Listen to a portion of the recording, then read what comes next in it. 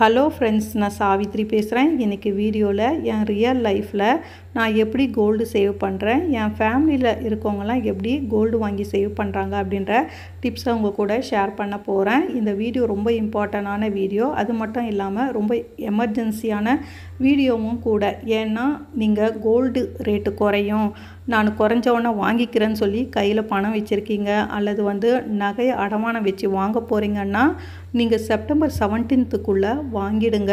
ஏன்னா செப்டம்பர் 17க்குள்ளே நீங்கள் வாங்கலைன்னா gold rate 15% increase ஆக போகுதுன்னு சொல்லிட்டு ஃபினான்ஷியல் அட்வைசர்ஸ் எல்லாம் சொல்லிக்கிட்டு இருக்காங்க. ஏன்னு பார்த்திங்கன்னா அமெரிக்கா பேங்க்கில் இருக்கிற ரேட்டெல்லாம் குறைய போதான். இன்ட்ரெஸ்ட் ரேட்டெல்லாம், அதாவது எஃப்டியெல்லாம் வச்சுருக்கோங்க, ரேட்டெல்லாம் குறைக்க போகிறாங்களாம். அதனால் எஃப்டியில் இருக்கவங்கெல்லாம் பார்த்திங்கன்னா கோல்டில் இன்வெஸ்ட் பண்ணும்போது கோல்டு ரேட்டு இன்க்ரீஸ் ஆகும்னு சொல்லிட்டு ஃபினான்ஷியல் அட்வைசர்ஸு சொல்கிறாங்க.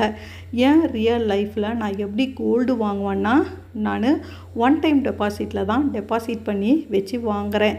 இப்போ பார்த்திங்கன்னா ஒவ்வொரு நாளும் கோல்டு ரேட்டு இன்க்ரீஸ் ஆகிக்கிட்டே இருக்குது. போன வாரம் பார்த்திங்கன்னா 9,300 400 கிட்டே இருந்துச்சு. இப்போ பார்த்திங்கன்னா 10,200 கிட்ட வந்துடுச்சு.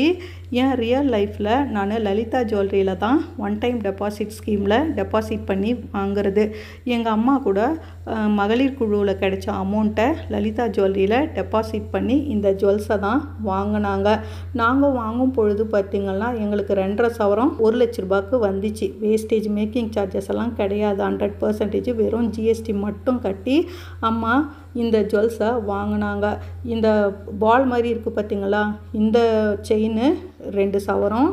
இந்த பக்கத்தில் ஜென்ஸ் செயின் இருக்குது பார்த்திங்களா, அது 1/2 சவரம். மோந்திரம் 2 கிராமு. 1 கிராம் மட்டும்தான் ஸ்கீமில் வாங்கினது. 1 கிராம் எக்ஸ்ட்ரா வாங்கினதுனால லலிதா ஜுவல்லரியில் 1 கிராமுக்கு அவங்க வேஸ்டேஜ் போட்டாங்க. அதனால் லலிதா ஜுவல்லரியில் ஒன் டைம் டெபாசிட் ஸ்கீம் இருக்குது. அதனால் மிஸ் பண்ணாமல் வாங்குங்க. நாங்கள் பாருங்கள் 2024 நான் போட்டது. அம்மா முன்னாடி இருக்கிற நகைலாம் வாங்கினது ஒன் டைம் டெபாசிட் ஸ்கீமில். நான் போன வருஷம்தான் நான் டெபாசிட் ஸ்கீம் போட்டு இந்த வருஷம் நான் ஒரு 1/2 சவரம் எடுத்தேன். போன வருஷம் பார்த்திங்கன்னா எவ்வளோ ரேட் இருந்துச்சு பாருங்கள், 6,640 ரூபாய் இருந்துச்சு. நான் 1/2 சவரம், அதாவது 5.500 மில்லிகிராமை நான் ஃபிக்ஸ் பண்ணி வச்சுட்டு போன வருஷம் வந்தேன். இந்த வருஷம் மே மந்த்து தான் நான் நகையாக வாங்கினேன். அதுவும் பார்த்திங்கன்னா எனக்கு 100% வேஸ்டேஜே இல்லாமல் கொடுத்தாங்க. வெறும் 3% ஜிஎஸ்டி மட்டும் கட்டி. நான் பிளெயின் நகை தான் எடுத்தேன். அதனால் எனக்கு எக்ஸ்ட்ரா எந்த அமௌண்ட்டும் போடலை, வெறும் ஜிஎஸ்டி மட்டும்தான் போட்டாங்க.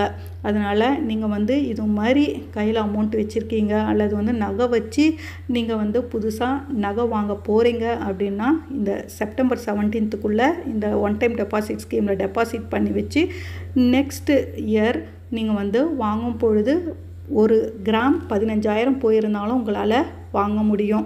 இந்த செயின் தான் இந்த வருஷம் 2025 நான் வாங்கினது. அதோட டாலரும் வாங்கினேன். 5.5 கிராம்ன்றதுனால 4 கிராம் செயின் வாங்கிட்டு 1.5 கிராமில் நான் சின்னதாக டாலர் வாங்கியிருந்தேன். இது மாதிரி நம்ம இப்போ இருக்கிற தங்க விலை ஏற்றத்தில் ஒன் டைம் டெபாசிட் ஸ்கீமில் டெபாசிட் பண்ணி வச்சோம்னா 11 மாதம் கழித்து நம்ம வேஸ்டேஜே இல்லாமல் இன்றைக்கி ரேட்டுக்கே நம்மளால் வாங்க முடியும். வாங்க அந்த ஒன் டைம் டெபாசிட் ஸ்கீமில் என்னென்ன கண்டிஷன்னு பார்க்கலாம். லலிதா ஜுவல்லரி ப்ரீ புக்கிங் ஸ்கீமில் மினிமம் அமௌண்ட்டு 10,000 ரூபாய், மேக்ஸிமம் எவ்வளோனாலும் நம்ம போடலாம். ஆனால் 1.5 லட்ச ரூபாய்க்கு மேலே நீங்கள் பே பண்ணுறீங்கன்னா ஆதார் கார்டு இல்லைனா பேன் கார்டு ப்ரூஃபு கேட்பாங்க. அப்படி நீங்கள் பே பண்ணிங்கன்னா ஆதார் கார்டு, பேன் கார்டு ப்ரூஃபெல்லாம் கொண்டு போய் 1.5 லட்ச ரூபாய்க்கு மேலே நீங்கள் இந்த ப்ரீ புக்கிங் ஸ்கீமில் அமௌண்ட்டை போட்டு கோல்டு ரேட்டை ஃபிக்ஸ் பண்ணி வச்சுட்டு வரலாம். இந்த லலிதா ஜுவல்லரி ப்ரீ புக்கிங் ஸ்கீமில் நம்ம ஜுவல்ஸ் வாங்கும் பொழுது 100% வேஸ்டேஜே இல்லாமல் வாங்க முடியும். நம்ம அமௌண்ட்டை பே பண்ணி 11 மாதம் கழித்து வாங்கினா நம்ம 1% கூட வேஸ்டேஜுக்கு பணம் கொடுக்க வேண்டிய அவசியம் கிடையாது. நீங்கள் 16%, 20% இருக்கிற நகையை செலக்ட் பண்ணால் கூட நீங்கள் 1 ரூபா கூட வேஸ்டேஜுக்கு பே பண்ண வேணாம். ஒரு எக்ஸாம்பிளாக சொல்கிறேன். நம்ம ஒரு 10 கிராமை ஃபிக்ஸ் பண்ணி வச்சுட்டு வந்துட்டோம். 10 கிராம் ஃபிக்ஸ் பண்ணி வச்சுட்டு 11 மாதம் கழித்து 10 கிராம் நம்ம கரெக்டாக வாங்கிடுறோம். அந்த 10 கிராமுக்கு ஜுவல்ஸு அப்படி வாங்கும் பொழுது நம்மளுக்கு 100% வேஸ்டேஜ் கிடையாது. இதுவே நம்ம 10 கிராம் ஃபிக்ஸ் பண்ணி வச்சுட்டு வந்துட்டோம். நம்ம எடுக்கிற ஜுவல்லரி 11 கிராமாக இருக்குது. அந்த 1 கிராமுக்கு நம்ம வேஸ்டேஜ் பே பண்ணி தான் ஆகணும். 10 கிராமுக்கு மட்டும்தான் 100% வேஸ்டேஜ் கிடையாது. அந்த 1 கிராமுக்கு எவ்வளோ வேஸ்டேஜோ அதை நம்ம பே பண்ணுற மாதிரி இருக்கும். அதனால் இந்த ப்ரீ புக்கிங் ஸ்கீமில் நீங்கள் ஜுவல்ஸ் எடுக்கிறீங்கன்னா கரெக்டாக எவ்வளோ கிராம் ஃபிக்ஸ் பண்ணிட்டு வந்தீங்களோ அந்த கிராமுக்கே வாங்குங்க. அதுக்குள்ளே கூட வாங்குங்க. அதிகமாக வாங்கி வேஸ்டேஜுக்கு பணம் கொடுக்காதீங்க. இந்த ஸ்கீமில் இது மாதிரி நம்ம 100% வேஸ்டேஜே இல்லாமல் 11 மந்த் கழித்து வாங்கிக்கலாம். இதுவே ஒரு வேலை நீங்கள் இந்த ப்ரீ புக்கிங் ஸ்கீம்லேருந்து விலக போகிறேன் அப்படின்னு நீங்கள் நினைக்கிறீங்கன்னா இந்த ஸ்கீம்லேருந்து உங்களால் 5 மாதத்துக்கு அப்புறம் தான் விலக முடியும். 5 மாதத்துக்கு முன்னாடி இந்த ஸ்கீம்லேருந்து விலக முடியாது, அவங்க கொடுக்க மாட்டாங்க. அது ஒரு கண்டிஷன் இருக்குது. இதுவே 5 மாதத்துக்கு அப்புறம் விலகிறீங்க அப்படின்னா உங்களுக்கு பணமாக திருப்பி தர மாட்டாங்க, நகையாக தான் எடுத்து ஆகணும். அதனால் நீங்கள் நல்லா யோசிச்சுட்டு இந்த ப்ரீ புக்கிங் ஸ்கீமில் ஃபிக்ஸ் பண்ணி வச்சுட்டு வாங்க.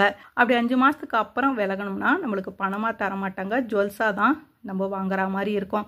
அப்படி ஜுவல்ஸாக வாங்கினா அவங்க ஒரு பெனிஃபிட்டு தராங்க. ஏன்னா 4 மாதம் வரையும் நம்ம பணம் அவங்கக்கிட்ட இருக்குது. அதனால் நம்மளுக்கு ஒரு பெனிஃபிட்டை கொடுக்குறாங்க. என்னன்னு பார்த்தீங்கன்னா நம்ம 5 மாதத்துக்கு அப்புறம் விலகணும்னா நம்ம வாங்குகிற ஜுவல்லரியில் 5% வேஸ்டேஜை மைனஸ் பண்ணி ரிமைனிங் வேஸ்டேஜ் மட்டும் நம்ம பே பண்ணி ஜிஎஸ்டி கட்டி வாங்கிக்கிட்டு வரா மாதிரி இருக்கும். இதுவே நம்ம 6ஆம் மாதம் விலகிறோம் அப்படின்னா நம்ம செலக்ட் பண்ணுற ஜுவல்லரியில் எவ்வளோ வேஸ்டேஜ் இருக்கோ அந்த வேஸ்டேஜ் 6% மைனஸ் பண்ணி மீதி இருக்கிற வேஸ்டேஜுக்கு நம்ம பே பண்ணுற மாதிரி இருக்கும். 7ஆம் மாதமும் அப்படி தான். 8ஆம் மாதம், 9ஆம் மாதம், 10ஆம் மாதம் வரையும் நம்ம நடுவில் விலகணும்னா அந்த மாதத்துக்கு ஏற்ற மாதிரி பர்சன்டேஜ் வேஸ்டேஜில் மைனஸ் பண்ணி நம்மளுக்கு கொடுக்குறாங்க. நம்ம லாஸ்ட்டாக 11 மாதம் கம்ப்ளீட் பண்ணால் மட்டும்தான் இந்த 100% நோ வேஸ்டேஜ் நம்மளுக்கு கிடையாது. அதனால் முடிஞ்ச வரையும் 11 மாதம் கம்ப்ளீட் பண்ணி ஜுவல்ஸாக வாங்க பாருங்கள்.